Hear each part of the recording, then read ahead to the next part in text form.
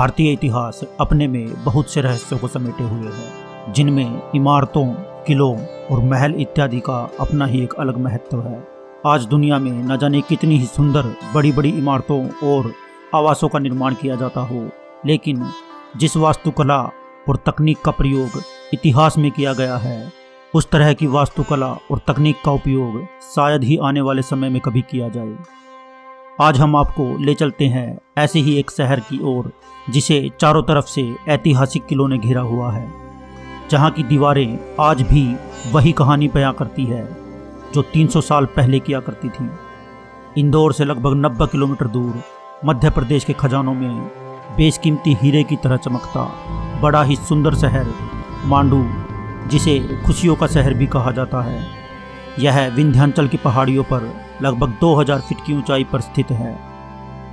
8वीं शताब्दी से लेकर 14वीं शताब्दी के पूर्वार्ध तक चक्रवर्ती सम्राट राजा परमार भोज के वंशजों ने मालवा की राजधानी धारा नगरी पर राज्य किया था। मांडू की स्थापना का श्रेय परमार राजाओं को ही जाता है। राजा हर्ष, राजा मुंज, राजा सिंधु और अंतिम राजा भोज परमार वंश के प्रसिद्ध शासक थे, किंतु उनका ध्यान मांडू की अपेक्षा धार नगरी पर ज़्यादा था।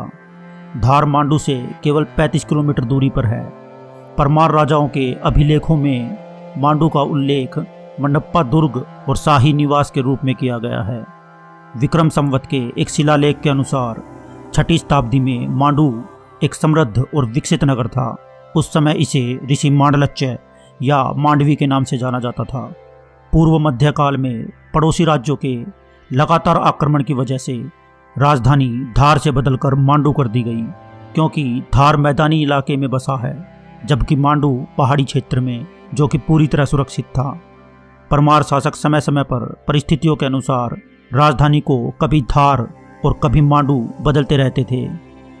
1300 ईस्वी के आखिर से 1400 ईस्वी तक दिलावर खां गोरी ने मांडू पर शासन किया।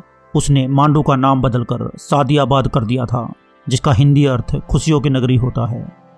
मांडू की खंडहर हो चुकी इमारतें हमें इतिहास के उन शासकों की विशाल एवं समृद्ध विरासत और शान शौकत से रूबरू करवाती है, जिन्होंने कभी यहाँ राज किया था। शहर में प्रवेश करने के लिए यहाँ के शानदार एवं विशाल दरवाजे इस तरह स्वागत करते हैं मानो हम किसी समृद्ध शासक के नगर में प्रवेश कर रहे हों। मांडू में लगभग 12 प्रवेश द्वार हैं, जो 45 किलोमीटर के दायरे में निर्मित है। इन दरवाज़ों में दिल्ली दरवाज़ा सबसे प्रमुख है, जो मांडू का प्रवेश द्वार है। इस दरवाजे में प्रवेश करते ही अन्य दरवाज़ों की शुरुआत के साथ ही मांडू की इमारतों की स्थापत्य वास्तुकला के सौंदर्य की शुरुआत हो जाती है। मांडू में प्रवेश करते ही सबसे पहले कांकड़ा खोह दिखता है, जहां सैलानियों की खासी भीड़ उमड़ती है।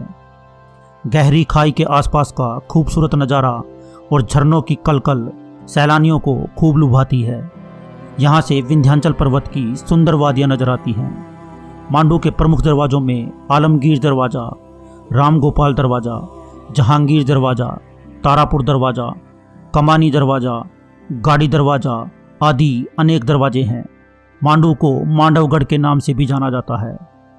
महान कवि अबुल फजल के अनुसार मांडू की नक्काशी इस तरह की गई है कि किसी को भी भ्रमित कर देती है।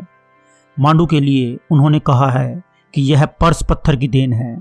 पहाड़ों व चट्टानों के इस इलाके में ऐतिहासिक महत्व की कई पुरानी इमारतें आज भी समय की कसौटी पर खरी उतरती हैं।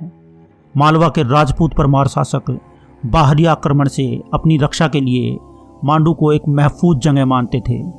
मांडू की बेहतरीन वास्तुकला देखने के लिए दूर दूर से पर्यटक आते हैं। यहाँ की छोटी छोटी पहाड़ियों पर बने खूबसूरत किले हर किसी को अपनी तरफ आकर्षित कर लेते हैं।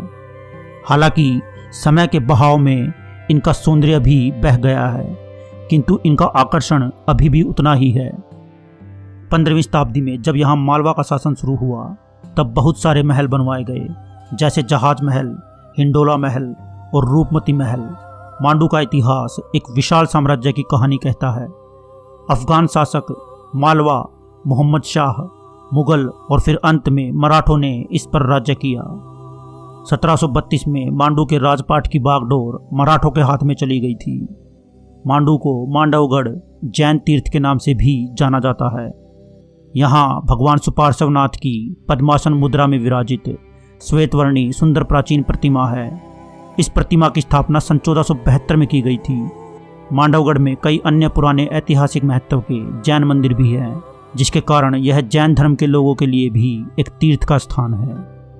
मांडू में देखने के लिए बहुत कुछ है, जैसे जहाज महल, हिंडोला महल, नीलकंठ मंदिर, रानी रूपमती मंडप, होशंग शाह का मकबरा, जामा मस्जिद, अशरफी महल, लोहानी गुफाएं और उनके सामने स्थित सनसेट पॉइंट, हाथी महल, दरिया खान की मजार, दाई का महल, दाई की छोटी बहन का महल, मलिक मगध की मस्जिद और जाली महल। इन सब की अपनी अपनी अलग अलग कहानी है, जिनके बारे में विस्तार से जानने के लिए आप चैनल की प्लेलिस्ट से सभी वीडियोस को देख सकते हैं। और साथ ही आप हमारे चैनल ज्ञान मंत्र को सब्सक्राइब करें, ताकि आपको आने वाली वीडियोज की अपडेट्स सबसे पहले मिलती रहे। तो आज के लिए बस इतना ही। खुश रहें, खुशहाल रहें। जय हिंद, जय भारत।